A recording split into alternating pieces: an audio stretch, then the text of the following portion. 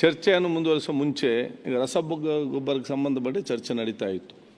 ನಾನು ಕೂಡ ಅಲ್ಲಿಂದ ನೋಡ್ತಾ ಇದ್ದೆ. ಬಹುಶಃ ಇವತ್ತು ನಮ್ಮ ಒಂದು ಸಮಯದ ಅಭಾವ ಇದೆ. ಅದಕ್ಕಾಗಿ ಆದಷ್ಟು ಬೇಗನೆ ಸಬ್ಜೆಕ್ಟ್ಗೆ ಸಂಬಂಧಪಟ್ಟ ಡಿಸ್ಕಸ್ ಮಾಡಿ ಅಂತ ಫಿನಿಶ್ ಮಾಡಿ ಆಗಲೇ ನಾನು ರಿಕ್ವೆಸ್ಟ್ ಕೂಡ ಮಾಡಿದ್ದೆ. ಈ ಮಧ್ಯದಲ್ಲಿ ಕೆಲವೊಂದು ವಿಚಾರದಲ್ಲಿ ಗೊಂದಲ ಇವತ್ತು ಆಗ್ತಾಯಿದೆ. ಸೊ ಇದು ಗೊಂದಲ ಸಂದರ್ಭದಲ್ಲಿ ಏನೋ ಅನ್ಪಾರ್ಲಿಮೆಂಟ್ ಆಗಿ ಅದನ್ನು ವಿಡ್ರಾ ಮಾಡ್ತೇನೆ. ಅದು ಎರಡನೇ ಪ್ರಶ್ನೆ. ಮೊದಲ ಪ್ರಶ್ನೆ ಮೊದಲ ವಿಷಯ ಏನಂತ ಹೇಳಿದರೆ, ಎಲ್ಲ ಜವಾಬ್ದಾರ ಮುಖಂಡರುಗಳು ಮತ್ತು ಸದಸ್ಯರು ನಿಮ್ಮ ಜವಾಬ್ದಾರಿಯನ್ನು ನೀವು ಅರ್ಥ ಮಾಡಿಕೊಳ್ಬೇಕು. ಪ್ರತಿಯೊಂದು ಸಲ ಕೂಡ ನಾನು ಯಾವಾಗಲಿಲ್ಲ ಸಬ್ಜೆಕ್ಟ್ಗೆ ಸಂಬಂಧಪಟ್ಟಾಗೆ ಚರ್ಚೆ ಮಾಡಿ, ಅದು ಸಕಾರಾತ್ಮಕವಾದ ಚರ್ಚೆ ಇರಲಿ. ಅದು ಬಿಟ್ಟು ಮಾತಾಡೋ ಸಂದರ್ಭ ಪರಸ್ಪರ ಏಕಾಏಕಿಯಾಗಿ ಏಕವಚನದಲ್ಲಿ ಮಾತಾಡುವಂಥದ್ದು ಅಥವಾ ಇನ್ನೊಂದು ನೇರವಾಗಿ ಒಂದು ಅಪಾದನೆ ಮಾಡುವಂಥದ್ದು, ಇದು ಈ ಸದನದ ಒಳಗಡೆ ಇದು ಅವಕಾಶ ಇಲ್ಲ ಅಂತಲ್ಲ, ಏನು ಬೇಕಾದ್ರೆ ಹೇಳಲಿಕ್ಕೆ ಅವಕಾಶ ಇದೆ. ಆದರೆ ಉಂಟಂತ ಹೇಳಿಕೊಂಡು ಇದ್ದಂಥ ವಾತಾವರಣ ಹದಗೆಡುವಂಥ ಪರಿಸ್ಥಿತಿ ನಿರ್ಮಾಣ ಮಾಡಿದರೆ, ನೀವು ನಮ್ಮನ್ನು ನೋಡುವಂತಹ ಸಣ್ಣ ಯುವಕರಿಗೆ ಮತ್ತು ಶಾಲಾ ಮಕ್ಕಳಿಗೆ ಮತ್ತು ಮಾಧ್ಯಮದಲ್ಲಿ ನೋಡುವವರಿಗೆ ಯಾವ ಸಂದೇಶವನ್ನು ನಾವು ಇಲ್ಲಿಂದ ಕೊಡ್ತಾ ಇದ್ದೇವೆ, ಅದರ ಒಂದು ಶಿಸ್ತುಗೆ ನಾವು ಮೊದಲ ಆದ್ಯತೆಯನ್ನು ಕೊಡೋ ವಿಚಾರ ಇವತ್ತು ಮಾಡಬೇಕು.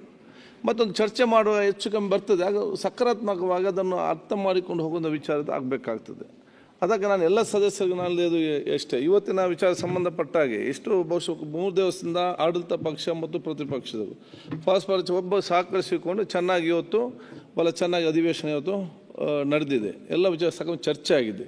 ಬಹುಶಃ ಇವತ್ತು 9 ಬಿಲ್ ಇವತ್ತು ತಾವೆಲ್ಲ ಪಾಸ್ ಮಾಡಿ ಕೂಡ ಇವತ್ತು ಈಗಾಗಲೇ ಕೊಟ್ಟಿದ್ದೀರಿ. ಇಲ್ಲಿ ಕೂಡ ಸಮರ್ಪಕ ಉತ್ತರನಲ್ಲಿ ಕ್ವಶನ್ ಅವರಿಗೆ ಇರಲಿ, ಯಾವುದಕ್ಕಿರಲಿ ಕಾಲಿಂಗ್ ಅಟೆನ್ಷನ್ ಎಲ್ಲ ಕೂಡ ಸಮರ್ಪಕ ಉತ್ತರ ಕೂಡ ಎಲ್ಲರೂ ಕೂಡ ಸಚಿವರು ಭಾಗವಹಿಸಿ ಕೊಡ್ತಾ ಇದ್ದಾರೆ. ಈ ಒಂದು ಸಂದರ್ಭದಲ್ಲಿ ಇಷ್ಟೆಲ್ಲ ಚೆನ್ನಾಗಿರುವಾಗ ಕೆಲವೊಂದು ವಿಚಾರವನ್ನು ಹಾಳು ಮಾಡಿದ ರೀತಿ ನೋಡಿಕೊಳ್ಳೋ ಜವಾಬ್ದಾರಿ ಅದು ಪ್ರತಿಯೊಬ್ಬರು ಕೂಡ ಇವತ್ತು ಜವಾಬ್ದಾರಿ ಇವತ್ತು ಆಗಿದೆ. ನಾನು ಅದರ ಬಗ್ಗೆ ಜಾಸ್ತಿ ವಿಶ್ಲೇಷಣೆ ಮಾಡಲಿಕ್ಕೆ ನಾನು ಹೋಗೋದಿಲ್ಲ.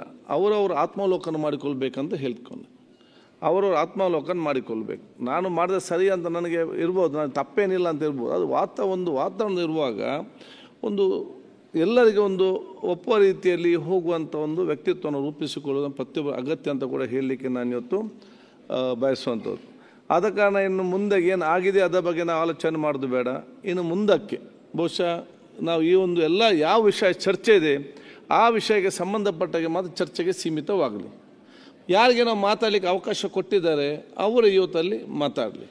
ಆ ಸಬ್ಜೆಕ್ಟಿಗೆ ಸಂಬಂಧಪಟ್ಟಾಗ ಏನಾದರೂ ಹೆಚ್ಚುವರಿಗೆ ಮಾತಾಡಲಿಕ್ಕಿದೆ, ಯಾರಿಗೊಬ್ಬರು ಇದ್ದು ನಿಂತು ಮಾತಾಡ್ತಾರೆ. ಅದು ಬಿಟ್ಟು ಸಬ್ಜೆಕ್ಟ್ ಬಿಟ್ಟು ಮಾತಾಡೋದು ಅಥವಾ ಯಾರೊಬ್ಬರು ಏನಾದರೂ ಹೇಳಿದರೆ ಅದೇ ಮತ್ತೆ ಹಿಂದೆ ಹೋಗಿ ಸಬ್ಜೆಕ್ಟ್ ಬಿಟ್ಟು ಹೋಗುವಂಥದ್ದು, ಇದನ್ನೆಲ್ಲ ಬಹುಶಃ ನಾವು ಕೈ ಬಿಡಬೇಕಂತ ಹೇಳಲಿಕ್ಕೆ ನಾನು ಇವತ್ತು ನಿಮ್ಮ ಎಲ್ಲಕ್ಕೂ ನಾನು ಇವತ್ತು ವಿನಂತಿಸ್ತೇನೆ, ನಾನು ಸೂಚಿಸ್ತೇನೆ. ಅದಕ್ಕಾಗಿ ಬಹುಶಃ ಯಾಕಂದರೆ ಇಲ್ಲದಿದ್ದರೆ ನಾವು ಇದು ಫುಟ್ಬಾಲ್ ಆಟ ಆಗುವಾಗ green card, yellow card, red card ಇಲ್ಲಿ ತರುವಂಥ ಪರಿಸ್ಥಿತಿ ಆಗುವಂಥ ವಿಚಾರ ಆಗ್ತದೆ. ಇದಕ್ಕೆ 1, 2, 3 ಅಂತೇಳಿ. ಅದಕ್ಕಾಗಿ ಎಲ್ಲವೂ ಕೂಡ ನಾವು ಅತ್ಯುತ್ತಮವಾದ ಚರ್ಚೆ ಮಾಡೋ ಮೂಲಕ ಒಂದು ಮಾದರಿಯಾದ ಸಭೆ ಅಧಿವೇಶನ ನಮ್ಮ ರಾಜ್ಯಕ್ಕೆ ಮಾತ್ರ ದೇಶಕ್ಕೆ ಸಂದೇಶ ಕೊಟ್ಟು ಅದು ಎಲ್ಲರಿಗೂ ಗೌರವ ತರೋ ಕೆಲಸ ಆಗ್ತದೆ. ನೀವೆಲ್ಲರೂ ಕೂಡ ಅದಕ್ಕೆ ಸಹಕಾರ ಕೊಡಬೇಕಂತ ಕೂಡ ನಾನು ಕೇಳಿಕೊಳ್ತೇನೆ. ಪರಸ್ಪರ ಇವತ್ತೇನು ನಿಮ್ಮ ಸದಸ್ಯರ ಬಗ್ಗೆ ಚರ್ಚೆ ಆಗಿದೆ, ಒಬ್ಬೊಬ್ಬರನ್ನು ಕ್ಷಮಿಸಿಕೊಂಡು ಒಬ್ಬೊಬ್ಬರನ್ನು ಅರ್ಥ ಮಾಡಿಕೊಂಡು ಒಬ್ಬೊಬ್ಬರು ಸಹಕರಿಸಿಕೊಂಡು ಬಹುಶಃ ನಾವು ಮುಂದೆ ಹೋಗುವಂತ ಹೇಳಿಕೊಂಡು ನಾನು ಬೆಲ್ಲದವರಿಗೆ ಮುಂದುವರಿಸ್ಕೊಂಡು ಹೇಳ್ತೇನೆ, ಆದಷ್ಟು ಬೇಗನೆ ಇದನ್ನು ಮುಗಿಸಬೇಕು. ಮತ್ತು ಏನು ಇವತ್ತು 25 ನಿಮಿಷ ಇವತ್ತು ಕಡಿತ ಆಗಿದೆ, ನಿಮ್ಮೆಲ್ಲರ ಭಾಷಣದಲ್ಲಿ ಅದನ್ನು ಆದಷ್ಟು ಕಡಿತಗೊಳಿಸಿ ಸಹಕಾರ ಕೊಡಿ ಅಂತ ಕೇಳಲಿಕ್ಕೆ ನಾನು ಇವತ್ತು ಬಯಸ್ತೇನೆ.